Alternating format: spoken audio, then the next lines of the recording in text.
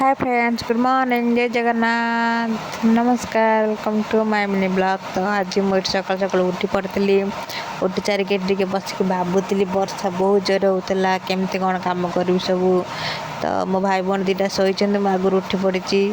तो ये मुझे गाधे पाधे सारिके आसिक चुटीटा कुंडे देली। चुटी कुंडे सारापर मुझे चलि ठाकुर जेहतु फुल तोड़ी चलि मुझे पूजा करने। तो आम सान झी आज पूजा कलानी से आज जाती पूजा करने। तो मुझे पहुँची जाती ठाकुर घरे। आम ठाकुर घरटा आज दांड पटे, तो आग पटे जेहतु ये मुझे लाइट लगे नी, लाइट लगे जाता लाइट लगेदेली।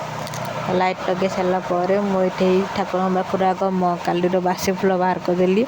तो बासी फूल बाहर कर सारे मुझे घर पटे ओल्ले दी ठाकुर घर।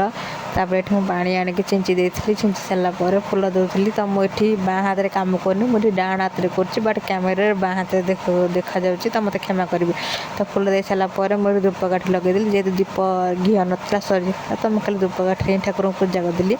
तो आम घर समस्त मंगला काली बहुत मानती।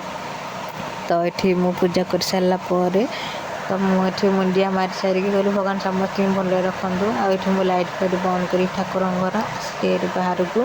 तो बाहर को आसला आम पुओ बाहर खेलुला जेहतु सका वर्षा होता। तो यहाँ हूँ आमर सकाल भ्यू। तो केमती आम गाँटा आप कमेंट सेक्शन में निश्चय कहे। तापर ये आम पुओ जलिखिया आनी जलिखिया बरा घुगुनी आनी आम खाई खाई सारापर बारीपट गला सी माकड़ बस खाऊँ जयंती गचर यहाँ कौन खाऊ मुझे जानी फल।